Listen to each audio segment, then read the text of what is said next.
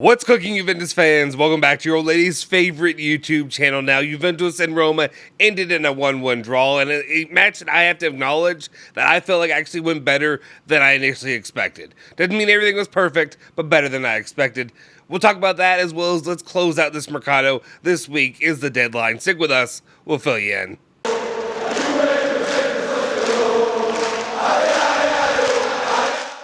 Ciao ragazzi, welcome back to the Bianconeri Zone. My name is Justin Sofro, and today it is Sunday. It is August 28th, 2022. And of course, I got your latest rundown of all things Juventus, all the news you care about each and every day. Before we do anything, do me a big favor, smash that like button, hit that subscribe button, hit that bell icon to stay notified for all of our latest videos. Let's just open it up with a little bit of a conversation, talk about the match that was for Juventus against Roma. Obviously, I'll say this. I'll say that it actually went better. The first half, obviously, went better according to plan than I really expected. I obviously, you know, I've not been super excited or super enthusiastic about Juventus' chances against Roma, especially given the injuries, the way the teams performed, the Mercado moves, all that stuff. But I will say, as Juventus came out to play very, very well in the very first half, I was surprised. Obviously, Dusan Vlahovic starting off with that goal really helped. It was it got me a little bit too excited. Unfortunately, things regressed to the mean a little bit there in the second half. I mean, it did. not a little bit, it did. Alexandro did Alexandro things. We had the breakdown. They found a way to level it. It is what it is. Juventus have to continue to look forward, to move forward, and then also to improve their situation. But of course, it is frustrating to see more points be left out there. Though, again, I'm surprised they got away with 1 point regardless. It should have been 3. Obviously, that Locatelli goal would have been a banger. Unfortunately, they being called back because of Vlahovic. But at the same time, it could have been worse, I guess. What I will say is, I guess we got lucky. We got lucky that my boy Zaniolo wasn't healthy, right? Is that what it was? If Zaniolo was there, may have gotten ugly. We'll see. Anyway, let's continue on, though. Let's go ahead and jump into the news. What news do we have here today? The very first one is to talk about what's going on in the Mercado. What's the next move that Juventus is going to see? Well, Paredes. Paredes is the next name when it comes to the Juventus Mercado that they're going to land, that they're going to go ahead and close that deal. Nico Skid is reporting Monday is Leandro Paredes' day at Juventus. The Argentine's arrival from PSG will free Nicolo Ravella for Monza on a dry loan. So there's that probably the last piece, I guess, of the Mercado. We'll see. That there's been rumors out there about a potential left back. I don't know. At this point in the Mercado, I'd rather just say, let's just hold our horses a little bit. We don't need to go full throttle, especially if it's for a player that you really haven't done all your due diligence on, and then you're going to just take a guy just to take a guy. We'll see what happens, but at least right now, it looks like Leandro Paredes will more than likely be the last incoming player for Juventus in the Mercado, barring any last-minute surprises. All right, let's continue on, though, and let's go ahead and get into Gianluca Di Marzio had some other comments, some other reports out there that basically wrapped up the night following the Roma match, basically to say, here's what's going on for Juventus in the coming days. He goes out there and he says, after the latest arrivals of Kostic and Milik, it is now the time at Juventus to focus on the exits. The midfield is the most crowded sector. Considering the imminent arrival of Paredes, 3 have been chosen to leave. So what could those 3 names be? I feel like you probably have a good estimation, a good guess by now, right? Well, let's go and get into it. He goes on to say there are some inquiries for Archer. Archer is top of the list. Juventus want to move him, and they want to get him out of here if they can. From 3 out of 4 of the trails coming from the EPL, League One, and then Portugal. After that, simultaneously, the exit of Rovella could go forward towards Monza. Even Fagioli is on the way out. I'll be honest, this is a situation that's a little bit, I don't want to say surprising. A little bit, I guess surprising. I would say perplexing, but I guess surprising is a little bit less dramatic than perplexing. But it is a little bit surprising to see both Fagioli and Rovella leave and Miretti to be the last one staying, especially if you were here on the channel, 2-3 weeks ago when we were doing the preseason matches, the guys who looked good. Rovella definitely stood out, and it's unfortunate. Like, for me personally, it is unfortunate to see him go. I guess it's a good thing that obviously Max Allegri gets his guy, gets his regista. We'll see what he can do with it in Leandro Paredes, if that makes a big difference moving forward. But again, I liked what I saw from Ravella there in the midfield, especially there in the regista position, and it's unfortunate to see him potentially going off to a Monza instead for the season. Nicola Fagioli, same kind of situation. Personally, wasn't that invested in him, but it still is striking to me that all the rumors and all the at least the acknowledgments, what it appeared to be an agreement between Fagioli and the management and the staff, that if he were to renew with Juventus, he would be staying with Juventus. And now it looks like he's not staying with Juventus. I wonder if any of that comes out there. I wonder if any kind of his, like, either his representation or him himself says anything to really address those kind of rumors. Maybe we'll just quiet, hush, hush, I'm good to go. But I would like to know, was this something that you wanted to stay and now you're kind of frustrated at all? All right, let's continue on. And we got to talk about the other part of the midfield, the guy that's actually not going to be moving. Gianluca Di Marzio reports saying that the midfielder has many loan requests. But with the 3 exits, Zakaria will certainly not leave the club, and he will therefore be available to Max Allegri. This is an interesting one to me. If I'm being completely frank, I think this one's interesting because of my worries, my trepidation that I have with Zakaria, that he can get back to full ability. I guess that's the way I want to say it. Because I'm not going to say that he's a baller by any chance, but I think he was a solid addition to the midfield during the January mercado. Ever since he got injured, he never got up to that same level of performance, and I haven't seen it yet.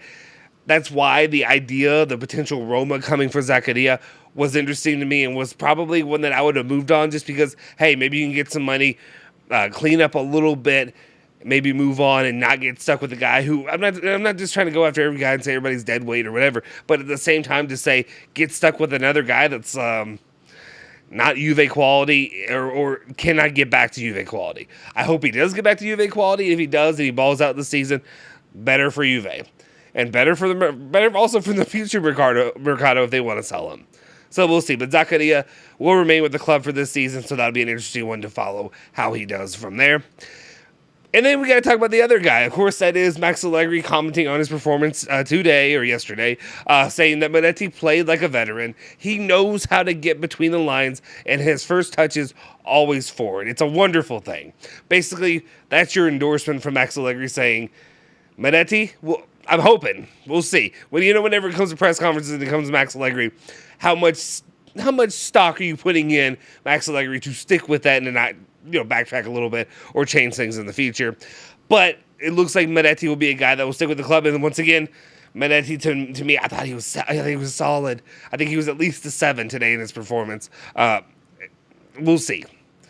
We will see how his future really unfolds for Juve. If Max Allegri really does put that trust in him and he actually gets the playing time that, honestly, I feel like we all think he truly deserves.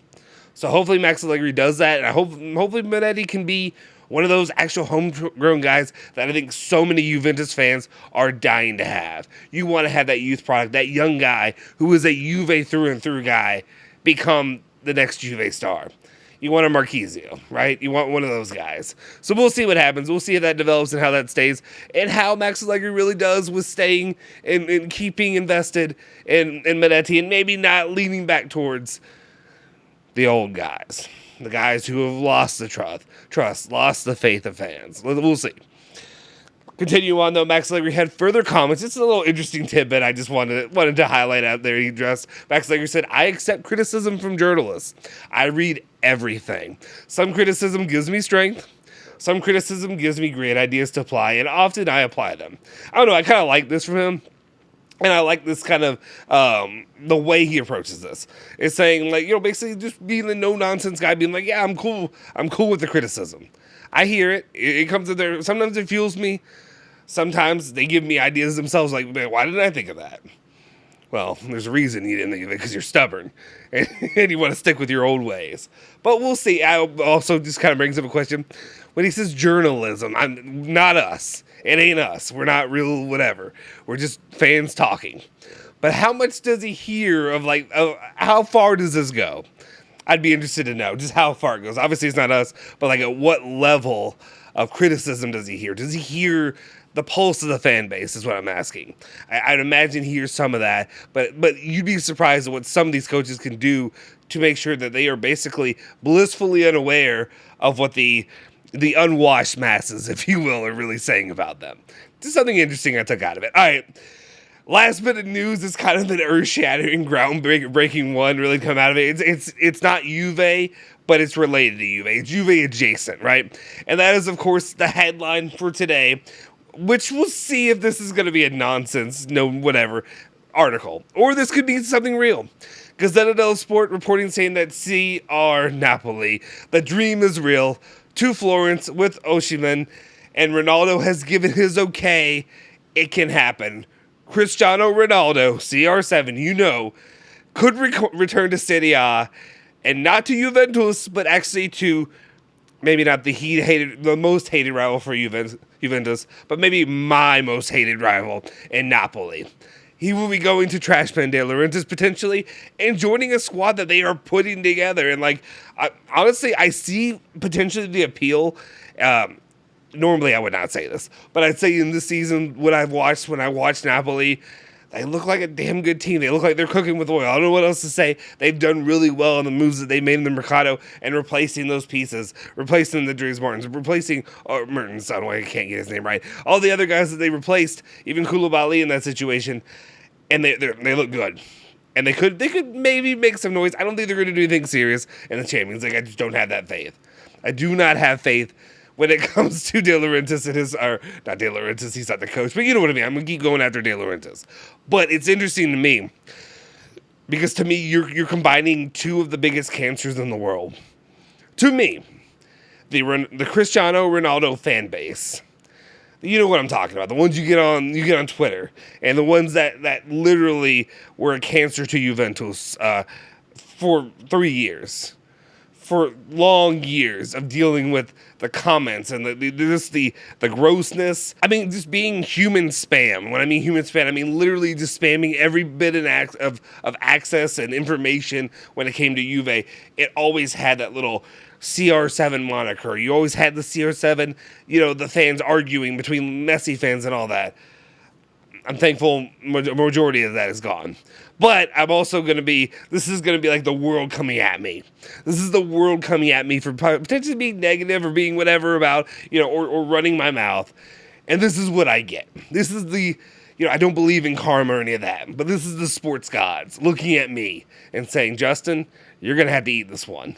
And this is the crow you're going to eat. You're going to get not only Napoli, but you're going to get CR7 coming at you and doing some damage. We'll see.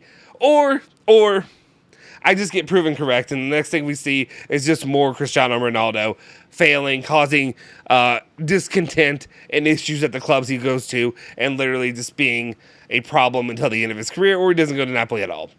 We'll see what happens. What are your thoughts when it comes to that? Do you think Cristiano Ronaldo back to the Serie A is an interesting topic? What do you think about that?